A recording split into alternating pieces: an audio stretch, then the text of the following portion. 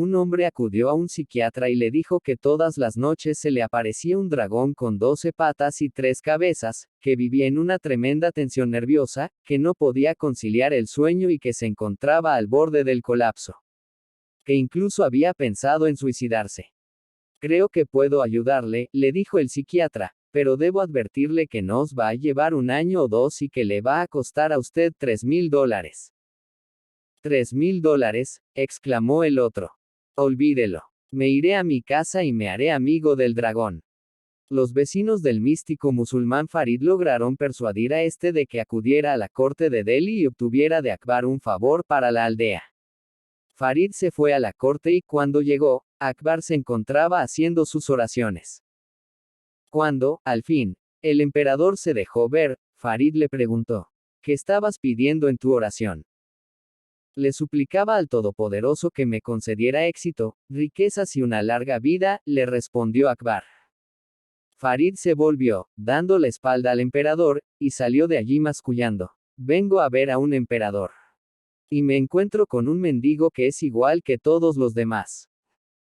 Irais una vez una mujer muy devota y llena de amor de Dios. Solía ir a la iglesia todas las mañanas, y por el camino solían acosarla los niños y los mendigos, pero ella iba tan absorta en sus devociones que ni siquiera los veía. Un buen día, tras haber recorrido el camino acostumbrado, llegó a la iglesia en el preciso momento en que iba a empezar el culto. Empujó la puerta, pero esta no se abrió. Volvió a empujar, esta vez con más fuerza, y comprobó que la puerta estaba cerrada con llave. Afligida por no haber podido asistir al culto por primera vez en muchos años, y no sabiendo qué hacer, miró hacia arriba. Y justamente allí, frente a sus ojos, vio una nota clavada en la puerta con una chincheta. La nota decía: estoy ahí fuera. Se decía de un santo que, cada vez que salía de su casa para ir a cumplir sus deberes religiosos, solía decir: y ahora te dejo, Señor. Me voy a la iglesia. Paseaba un monje por los jardines del monasterio cuando, de pronto, oyó cantar a un pájaro. Embelesado, se detuvo a escuchar. Le pareció que nunca hasta entonces había escuchado, lo que se dice, escuchar, el canto de un pájaro. Cuando el pájaro dejó de cantar, el monje regresó al monasterio y, para su consternación, descubrió que era un extraño para los demás monjes, y viceversa. Pasó algún tiempo hasta que tanto ellos como él descubrieron que había tardado siglos en regresar. Como su escucha había sido total, el tiempo se había detenido, y él se había introducido en la eternidad. La oración resulta perfecta cuando se descubre la intemporalidad. La intemporalidad se descubre a través de la claridad de percepción. La percepción se hace clara cuando se libera de los prejuicios y de toda consideración de pérdida o provecho personal. Entonces se ve lo milagroso, y el corazón se llena de asombro.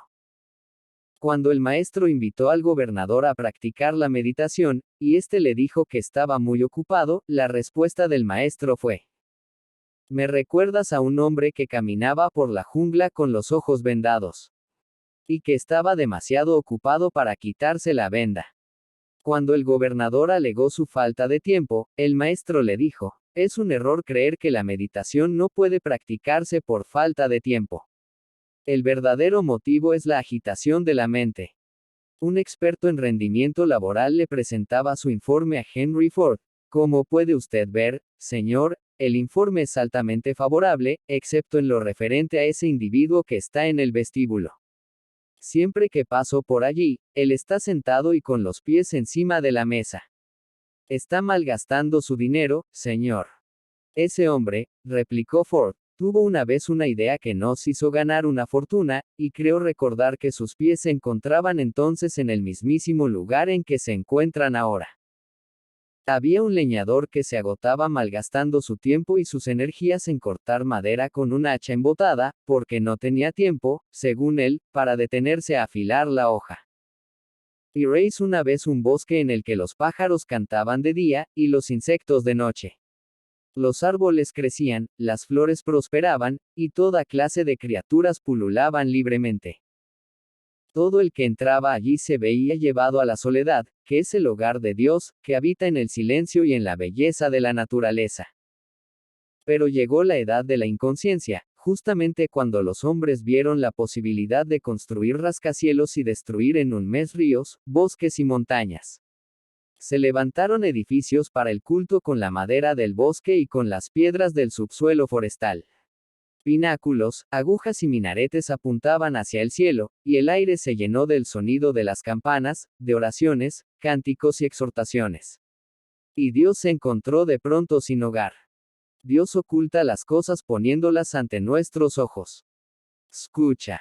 Oye el canto del pájaro, el viento entre los árboles, el estruendo del océano, mira un árbol, una hoja que cae o una flor, como si fuera la primera vez. Puede que, de pronto, entres en contacto con la realidad, con ese paraíso del que nos ha arrojado nuestro saber por haber caído desde la infancia. Dice el místico indio Saraa. Trata de probar a que sabe la ausencia de saber. Sensibilidad. Una encarnizada persecución religiosa estalló en el país, y los tres pilares de la religión, la escritura, el culto y la caridad comparecieron ante Dios para expresarle su temor de que, si desaparecía la religión, dejaran también ellos de existir. No os preocupéis, dijo el Señor. Tengo el propósito de enviar a la tierra a alguien más grande que todos vosotros. ¿Y cómo se llama ese alguien? Conocimiento, sí, respondió Dios. Él hará cosas más grandes que las que haya podido hacer cualquiera de vosotros. Tres sabios decidieron emprender un viaje, porque, a pesar de ser tenidos por sabios en su país, eran lo bastante humildes para pensar que un viaje les serviría para ensanchar sus mentes. Apenas habían pasado al país vecino cuando divisaron un rascacielos a cierta distancia. ¿Qué podrá ser ese enorme objeto?, se preguntaron. La respuesta más obvia habría sido, id de allá y averiguadlo. Pero no, eso podía ser demasiado peligroso, porque ¿y si aquella cosa explotaba cuando uno se acercaba a ella? Era muchísimo más prudente decidir lo que era, antes de averiguarlo. Se expusieron y se examinaron diversas teorías, pero, basándose en sus respectivas experiencias pasadas, las rechazaron todas. Por fin, y basándose en las mismas experiencias, que eran muy abundantes, por cierto, decidieron que el objeto en cuestión, fuera lo que fuera, solo podía haber sido puesto allí por gigantes. Aquello les llevó a la conclusión de que sería más seguro evitar absolutamente aquel país. De manera que regresaron a su casa, tras haber añadido una más a su cúmulo de experiencias. Las suposiciones afectan a la observación. La observación engendra convencimiento. El convencimiento produce experiencia. La experiencia crea comportamiento, el cual, a su vez, confirma las suposiciones. Suposiciones. Dos cazadores alquilaron un avión para ir a la región de los bosques. 2 semanas más tarde, el piloto regresó para recogerlos y llevarlos de vuelta.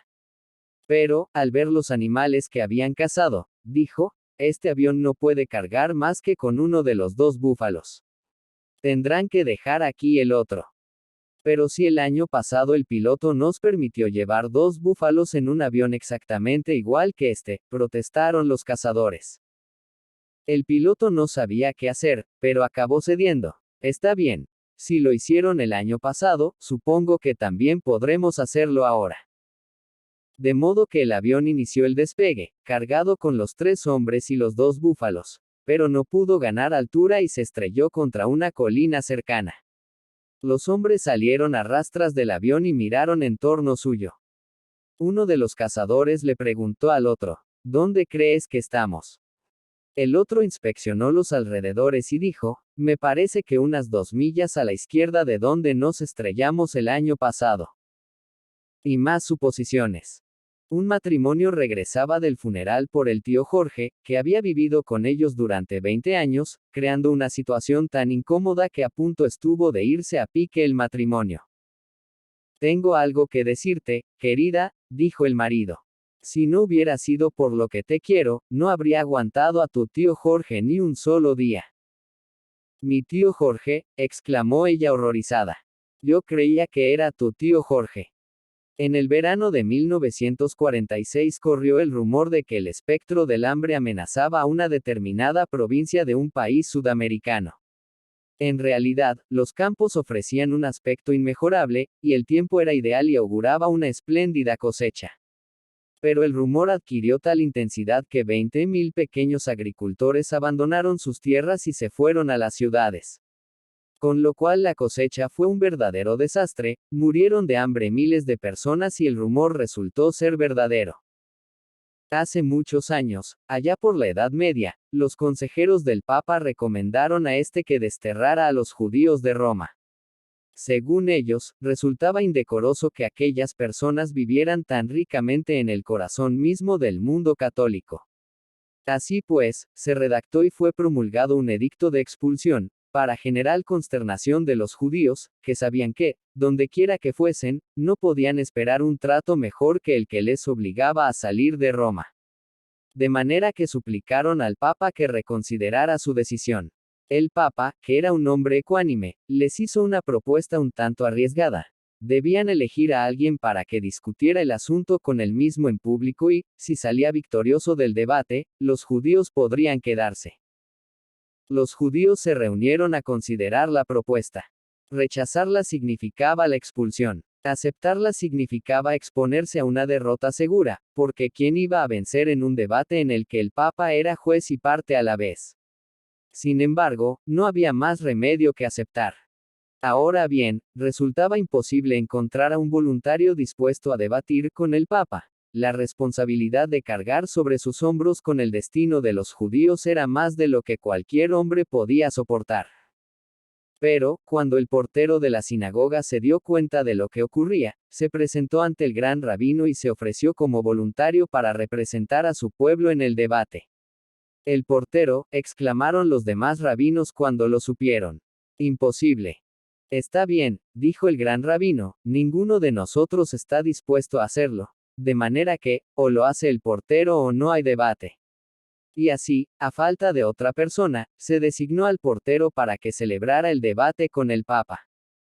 Llegado el gran día, el Papa se sentó en un trono en la plaza de San Pedro, rodeado de sus cardenales y en presencia de una multitud de obispos, sacerdotes y fieles. Al poco tiempo llegó la pequeña comitiva de delegados judíos, con sus negros ropajes y sus largas barbas, rodeando al portero de la sinagoga.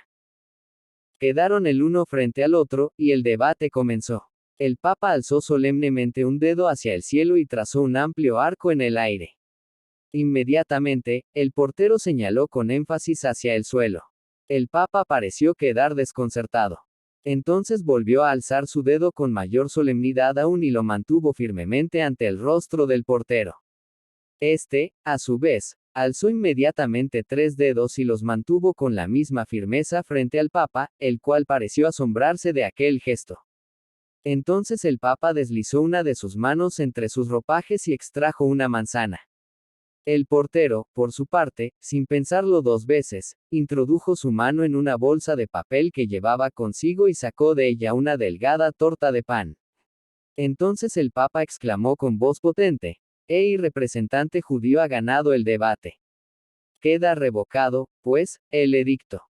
Los dirigentes judíos rodearon inmediatamente al portero y se lo llevaron, mientras los cardenales se apiñaban atónitos en torno al Papa. «¿Qué ha sucedido, Santidad?», le preguntaron. «Nos ha sido imposible seguir el rapidísimo toma y daca del debate». El Papa se enjugó el sudor de su frente y dijo: «Ese hombre es un brillante teólogo y un maestro del debate».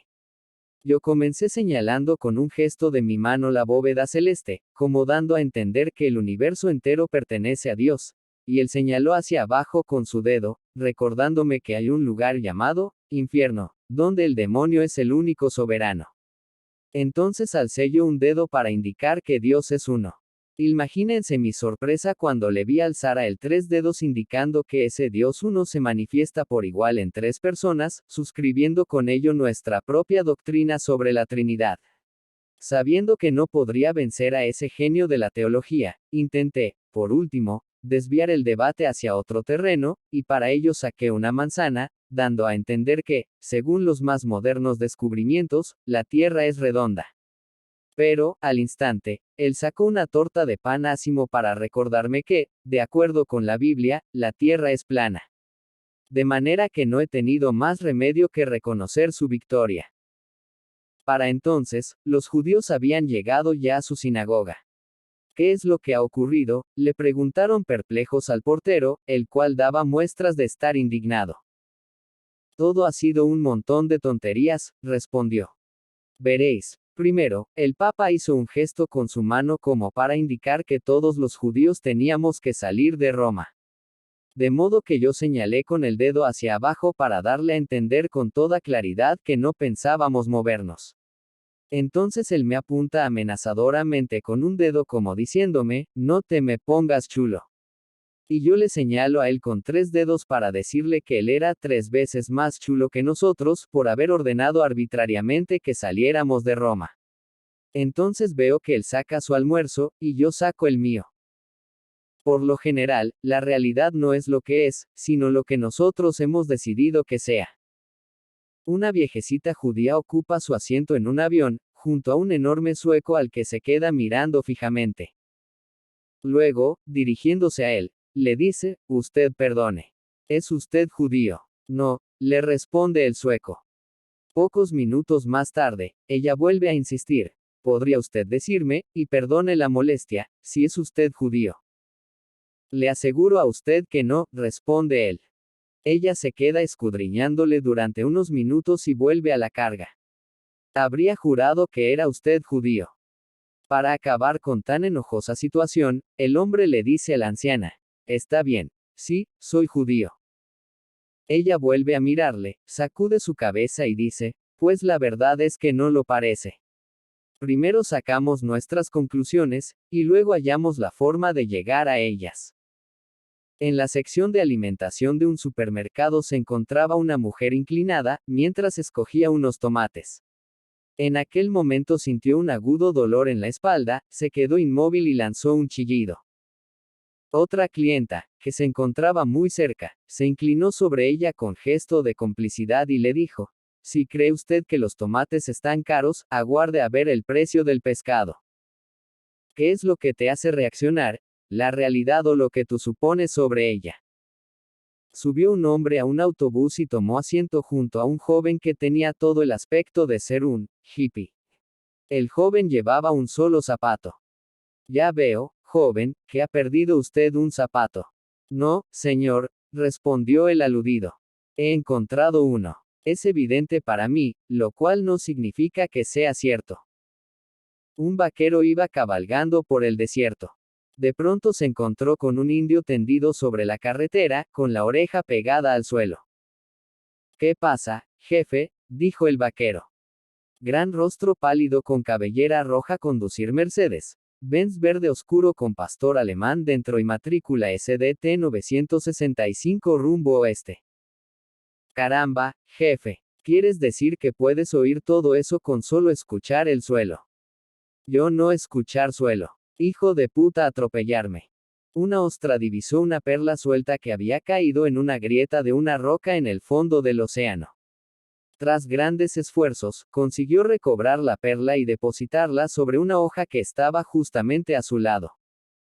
Sabía que los humanos buscaban perlas, y pensó, esta perla les tentará, la tomarán y me dejarán a mí en paz. Sin embargo, llegó por allí un pescador de perlas cuyos ojos estaban acostumbrados a buscar ostras, no perlas cuidadosamente depositadas sobre una hoja. De modo que se apoderó de la ostra, la cual no contenía perla, por cierto, y dejó que la perla rodara hacia abajo y cayera de nuevo en la grieta de la roca. Sabes exactamente dónde mirar, por eso no consigues encontrar a Dios. Una mujer acudió al cajero de un banco y le pidió que le hiciera efectivo un cheque. El cajero, después de llamar a un empleado de seguridad, pidió a la mujer que se identificara. La mujer no salía de su asombro, pero al fin consiguió articular, pero, Ernesto. Si soy tu madre. Si crees que tiene gracia, ¿cómo es que tú mismo no logras reconocer al Mesías? Un hombre tomó consigo a su nuevo perro de caza y salió de cacería. Al cabo de un rato, disparó sobre un pato, el cual cayó en el lago. El perro fue andando sobre el agua, recogió el pato y se lo llevó a su amo. El hombre quedó estupefacto. Disparó luego a otro pato, y otra vez, mientras el cazador se restregaba incrédulo los ojos, el perro fue andando sobre el agua y cobró la pieza. Sin poder dar crédito a sus ojos, al día siguiente invitó a su vecino a que le acompañara. Y de nuevo, cada vez que uno de los dos acertaba a dar a un pato, el perro caminaba sobre el agua y cobraba la pieza. Ninguno de los dos decía una palabra. Pero, al fin, no pudiendo contenerse más, el hombre le espetó a su vecino: «¿No observas nada raro en este perro?». El vecino se rascó pensativamente la barbilla y, finalmente, dijo: «La verdad es que sí. Andaba yo dándole vueltas, y ya lo tengo. La cría de una escopeta no puede nadar». No es como si la vida estuviera llena de milagros. Es más que eso. La vida es milagrosa. Y quien deje de darla, por supuesto, no tardará en comprobarlo. «Sabes que tienes un perro muy inteligente», le dijo un hombre a su amigo cuando vio a este jugar a las cartas con su perro. «No lo creas. No es tan inteligente como parece», le replicó el otro. «Cada vez que coge buenas cartas menea el rabo». El abuelo y la abuela se habían peleado, y la abuela estaba tan enojada que no le dirigía la palabra a su marido. Al día siguiente, el abuelo había olvidado por completo la pelea, pero la abuela seguía ignorándole y sin dirigirle la palabra. Y, por más esfuerzos que hacía, el abuelo no conseguía sacar a la abuela de su mutismo. Al fin, el abuelo se puso a revolver armarios y cajones. Y cuando llevaba así unos minutos, la abuela no pudo contenerse y le gritó airada: «¿Se puede saber qué demonios estás buscando?». «Gracias a Dios, ya lo he encontrado», le respondió el abuelo con una maliciosa sonrisa. «Tu voz. Si es a Dios a quien buscas, mira en otra parte». Cuando el demonio vio a un buscador entrar en la casa de un maestro, decidió hacer lo posible por hacerle desistir de su búsqueda de la verdad. Para ello sometió al pobre hombre a todo tipo de tentaciones: riqueza, lujuria, fama, poder, prestigio. Pero el buscador era sumamente experimentado en las cosas del espíritu y, dada su enorme ansia de espiritualidad, podía rechazar las tentaciones con una facilidad asombrosa. Cuando estuvo en presencia del maestro, le desconcertó ver a este sentado en un sillón tapizado y con los discípulos a sus pies. Indudablemente, pensó para sus adentros, este hombre carece de la principal virtud de los santos, la humildad. Luego observó otras cosas del maestro que tampoco le gustaron, pero lo que menos le gustó fue que el maestro apenas le prestara atención. «Supongo que es porque yo no le adulo como los demás», pensó para sí. Tampoco le gustó la clase de ropa que llevaba el maestro y su manera un tanto engreída de hablar. Todo ello le llevó a la conclusión de que se había equivocado de lugar y de que tendría que seguir buscando en otra parte. Cuando el buscador salió de allí, el maestro, que había visto al demonio sentado en un rincón de la estancia, le dijo a este: «No necesitabas molestarte, tentador. Lo tenías en el bote desde el principio, para que lo sepas». Tal es la suerte de quienes, en su búsqueda de Dios, están dispuestos a despojarse de todo, menos de sus ideas acerca de cómo es realmente Dios. Las personas jamás pecarían si fueran conscientes de que cada vez que pecan se hacen daño a sí mismas. Por desgracia, la mayoría de ellas están demasiado aletargadas para caer en la cuenta de lo que están haciéndose a sí mismas. Bajaba por la calle un borracho con las orejas en carne viva. Se encontró con un amigo, y este le preguntó qué le había pasado. «A mi mujer se le ocurrió dejar la plancha encendida y, cuando sonó el teléfono, tomé la plancha por equivocación». «Ya veo. Pero ¿y la otra oreja?». El maldito imbécil volvió a llamar. Un célebre cirujano vienés decía a sus alumnos que para ser cirujano, se requerían dos cualidades: no sentir náuseas y tener capacidad de observación. Para hacer una demostración, introdujo uno de sus dedos en un líquido nauseabundo, se lo llevó a la boca y lo chupó. Luego pidió a sus alumnos que hicieran lo mismo. Y ellos, armándose de valor, le obedecieron sin vacilar.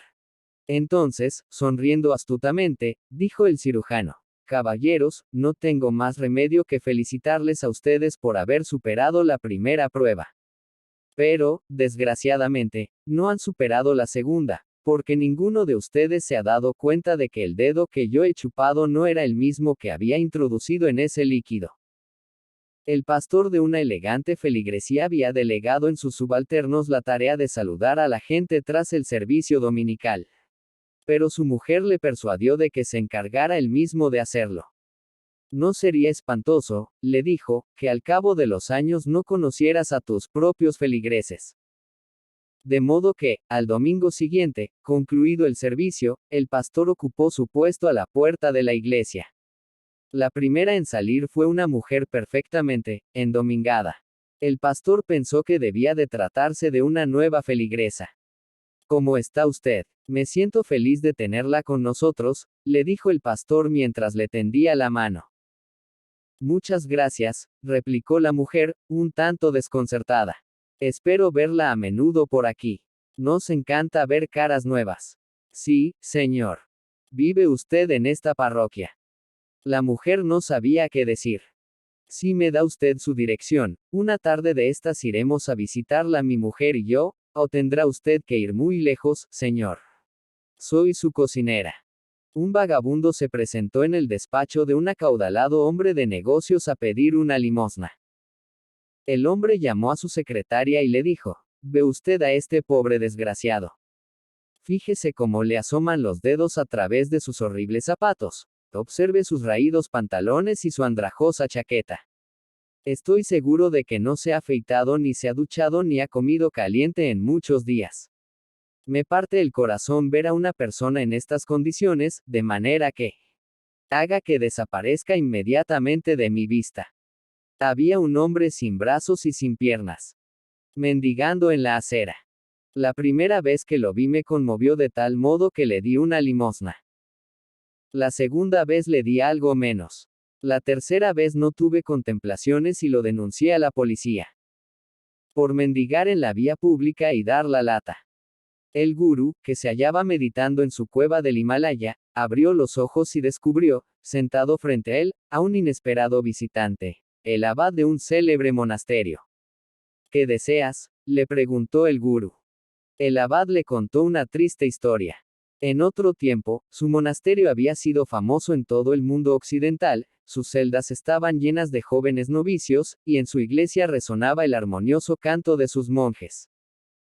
Pero habían llegado malos tiempos. La gente ya no acudía al monasterio a alimentar su espíritu, la avalancha de jóvenes candidatos había cesado y la iglesia se hallaba silenciosa. Solo quedaban unos pocos monjes que cumplían triste y rutinariamente sus obligaciones. Lo que el abad quería saber era lo siguiente: ¿hemos cometido algún pecado para que el monasterio se vea en esta situación? Sí, respondió el gurú, un pecado de ignorancia. ¿Y qué pecado puede ser ese? Uno de vosotros es el Mesías disfrazado, y vosotros no lo sabéis. Y, dicho esto, el gurú cerró sus ojos y volvió a su meditación. Durante el penoso viaje de regreso a su monasterio, el abad sentía como su corazón se desbocaba al pensar que el Mesías, el mismísimo Mesías, había vuelto a la tierra y había ido a parar justamente a su monasterio. Como no había sido él capaz de reconocerle. ¿Y quién podría ser? ¿Acaso el hermano cocinero? ¿El hermano sacristán? ¿El hermano administrador? ¿O sería él, el hermano prior? No, él no. Por desgracia, él tenía demasiados defectos. Pero resulta que el gurú había hablado de un Mesías, disfrazado. ¿No serían aquellos defectos parte de su disfraz? Bien mirado, todos en el monasterio tenían defectos. Y uno de ellos tenía que ser el Mesías. Cuando llegó al monasterio, reunió a los monjes y les contó lo que había averiguado. Los monjes se miraban incrédulos unos a otros. El Mesías. Aquí. Increíble. Claro que, si estaba disfrazado. Entonces, tal vez, podría ser fulano, o mengano, o... Una cosa era cierta, si el Mesías estaba allí disfrazado, no era probable que pudieran reconocerlo. De modo que empezaron todos a tratarse con respeto y consideración. Nunca se sabe, pensaba cada cual para sí cuando trataba con otro monje, tal vez sea este. El resultado fue que el monasterio recobró su antiguo ambiente de gozo desbordante. Pronto volvieron a acudir docenas de candidatos pidiendo ser admitidos en la orden, y en la iglesia volvió a escucharse el jubiloso canto de los monjes, radiantes del espíritu de amor. ¿De qué sirve tener ojos si el corazón está ciego? Un preso llevaba años viviendo absolutamente solo en su celda. No podía ver ni hablar con nadie, y le servían la comida a través de un ventanuco que había en la pared. Un día entró una hormiga en su celda. El hombre contemplaba fascinado cómo el insecto se arrastraba por el suelo, lo tomaba en la palma de su mano para observarlo mejor, le daba un par de migas de pan y lo guardaba por la noche bajo su taza de hojalata. Y un día, de pronto, descubrió que había tardado 10 largos años de reclusión solitaria en comprender el encanto de una hormiga. Cuando, una hermosa tarde de primavera, fue un amigo del pintor español El Greco a visitar a este en su casa, lo encontró sentado en su habitación con las cortinas echadas. ¿Por qué no sales a tomar el sol?, le preguntó. Ahora no, respondió el Greco. No quiero perturbar la luz que brilla en mi interior. El anciano rabino se había quedado ciego y no podía leer ni ver los rostros de quienes acudían a visitarlo. Un día le dijo un taumaturgo, confíate a mí, y yo te curaré de tu ceguera. No me hace ninguna falta, le respondió el rabino. Puedo ver todo lo que necesito. No todos los que tienen los ojos cerrados están dormidos. Ni todos los que tienen los ojos abiertos pueden ver. Religión. El viajero, totalmente harto. ¿Por qué demonios tuvieron que poner la estación a 3 kilómetros del pueblo? El solícito funcionario. Seguramente pensaron que sería una buena idea ponerla cerca de los trenes, señor. Una estación ultramoderna a 3 kilómetros de las vías sería tan absurdo como un templo muy frecuentado a 3 centímetros de la vida. El Buda Kamakura estuvo alojado en un templo hasta que, un día, una gran tormenta echó abajo dicho templo. Desde entonces, la enorme estatua estuvo durante años expuesta al sol, a la lluvia, a los vientos y a las inclemencias del tiempo. Cuando un sacerdote comenzó a recaudar fondos para reconstruir el templo, la estatua se le apareció en sueños y le dijo, aquel templo era una cárcel, no un hogar. Déjame seguir expuesto a las inclemencias de la vida, que ese es mi lugar. Dobber era un hombre poco común, en cuya presencia la gente temblaba. Era un célebre experto en el Talmud, inflexible e intransigente en su doctrina. Jamás reía, creía firmemente en la ascesis y eran famosos sus prolongados ayunos. Pero su austeridad acabó minando su salud. Cayó gravemente enfermo, y los médicos no eran capaces de dar con el remedio. Como último recurso, alguien sugirió, ¿por qué no pedimos ayuda a Baal Shem Tov? Dobber acabó cediendo, aunque al principio se resistió, porque estaba en profundo desacuerdo con Baal Shem, a quien consideraba poco menos que un hereje. Además, mientras Dobber creía que solo el sufrimiento y la tribulación daban sentido a la vida, Baal Shem trataba de aliviar el dolor y predicaba que lo que daba sentido a la vida era la capacidad de gozo. Era más de medianoche cuando Baal Shem, respondiendo a la llamada, acudió en coche, vestido con un abrigo de lana y un gorro de piel. Entró en la habitación del enfermo y le ofreció el libro del esplendor, que Dobber abrió y comenzó a leer en voz alta. Y cuenta la historia que apenas llevaba un minuto leyendo cuando Baal Shem le interrumpió. Algo anda mal. Algo le falta a tu fe. ¿El qué?, preguntó el enfermo. Alma, respondió Baal Shem Tov. Una fría noche de invierno, una seta errante pidió asilo en un templo. El pobre hombre estaba tiritando bajo la nieve, y el sacerdote del templo, aunque era reacio a dejarle entrar, acabó accediendo. Está bien, puedes quedarte, pero solo por esta noche. Esto es un templo, no un asilo. Por la mañana tendrás que marcharte. A altas horas de la noche, el sacerdote oyó un extraño crepitar. Acudió raudo al templo y vio una escena increíble. El forastero había encendido un fuego y estaba calentándose. Observó que faltaba un Buda de madera, y preguntó, ¿dónde está la estatua? El otro señaló al fuego con un gesto y dijo, pensé que iba a morirme de frío. El sacerdote gritó, estás loco. ¿Sabes lo que has hecho? Era una estatua de Buda. Has quemado al Buda. El fuego iba extinguiéndose poco a poco.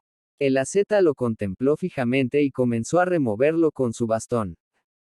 ¿Qué estás haciendo ahora?, vociferó el sacerdote. Estoy buscando los huesos del Buda que, según tú, he quemado. Más tarde, el sacerdote le refirió el hecho a un maestro zen, el cual le dijo, seguramente eres un mal sacerdote, porque has dado más valor a un Buda muerto que a un hombre vivo. Tetsugen, un alumno de Zen, asumió un tremendo compromiso: imprimir 7000 ejemplares de los sutras, que hasta entonces solo podían conseguirse en chino. Viajó a lo largo y ancho del Japón recaudando fondos para su proyecto. Algunas personas adineradas le dieron hasta 100 monedas de oro, pero el grueso de la recaudación lo constituían las pequeñas aportaciones de los campesinos. Y Tetsugen expresaba a todos el mismo agradecimiento, prescindiendo de la suma que le dieran.